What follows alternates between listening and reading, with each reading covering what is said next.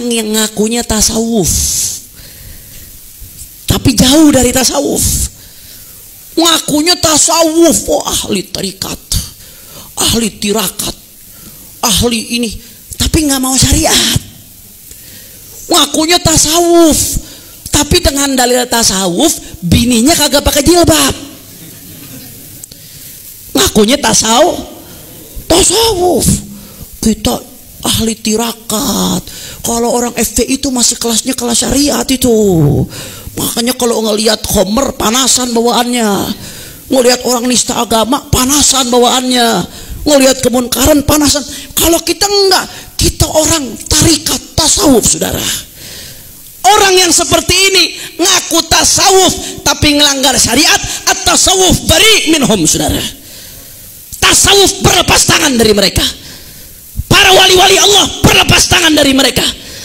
Para ulama berlepas tangan dari mereka. Saudara, Abuya ini menurut Abuya yang begini-begini justru bikin jelek nama tasawuf, saudara. Yang begini-begini justru menjadi celah bagi mereka para pembenci tasawuf untuk nyerang para ulama-ulama besar tasawuf, saudara. Betul?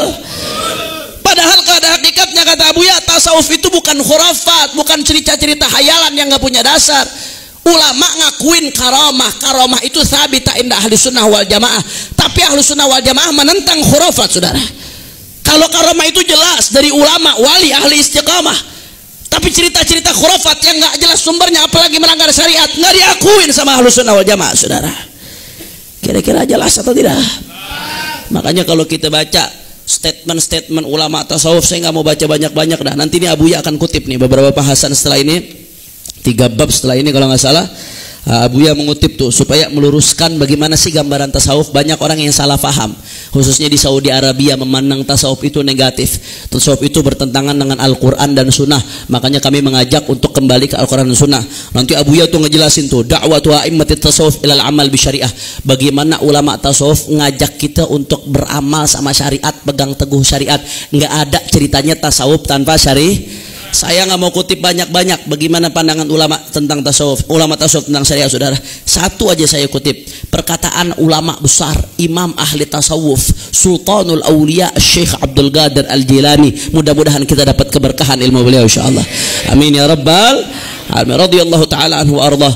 Beliau mengatakan apa ini? Syekh Abdul Qadir Jilani, panutannya ulama tasawuf nih. Beliau mengatakan apa, saudara?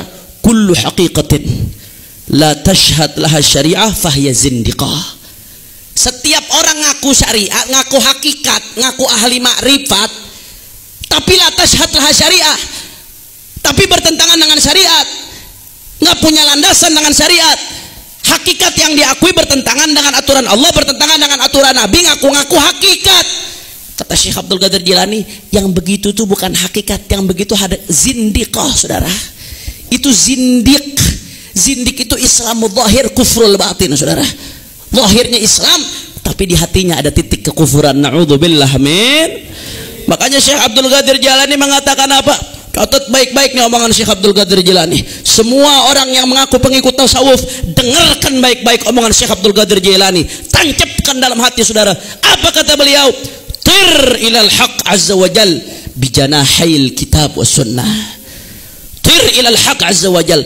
Kalian kalau mau sampai kepada Allah Subhanahu wa taala, terbanglah menuju Allah.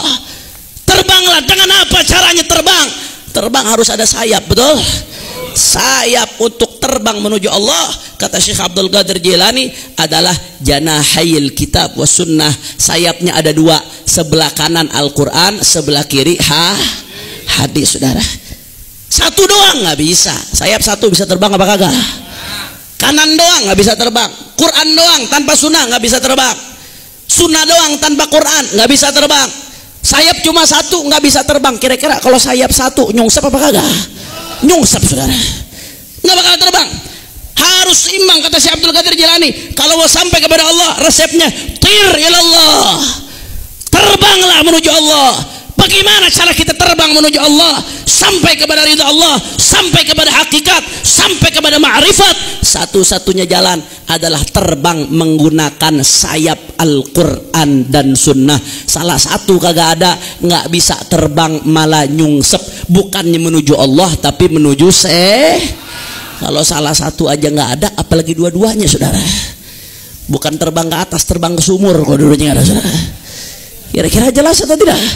Oh, ulama tasawuf itu mereka bisa sampai ke magam kualian karena awalnya pegang teguh syariat. Al-Imam Abu Yazid Al-Bustami, seorang wali Allah besar, saudara. Pernah beliau suatu saat bilang ke murid-muridnya, ini saya dengar ada satu orang wali besar nih katanya. Mari kita datang ke wali tersebut, mari kita lihat bagaimana dia. Kita ambil keberkahan, kita ambil doanya. Ayo kita diajak rame-rame murid-muridnya. Begitu sampai ketemu tuh wali, apa yang walinya lakukan? Yang dianggap wali nih, itu orang ngeludah ke arah kiblat, ngelanggar adab yang diajarkan Nabi Muhammad. Begitu dilihat ngeludah ke arah kiblat, apa kata Al-Imam Abu Yazid Bustami? Beliau langsung mengatakan apa, saudara? Langsung beliau katakan, hadza laisa bima'mun ala adab min adabi Rasulullah sallallahu alaihi wasallam. Fakaifa yakunu ma'munan ala ma yadda'ihi min maqamatil awliya was-siddiqin. Ini orang-orang begini nih, dia nggak bisa ngejaga adabnya Rasulullah. Dia nggak bisa ngejaga amanat adabnya Rasulullah. Bagaimana dia mau ngejaga amanat Allah kasih makom kualian awliya siddiqin? Nggak mungkin yang begini, saudara. Ditinggalin sama Syekh Abdul Qadir Jailani. Makanya kalau ada orang ngaku hakikat, ngaku makrifat tapi ninggalin syariat, maka pengakuannya dos.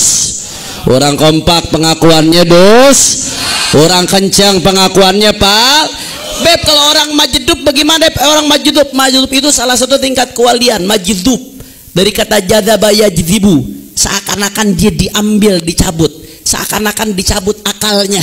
Hukum zahirnya seperti orang yang nggak punya akal, saudara.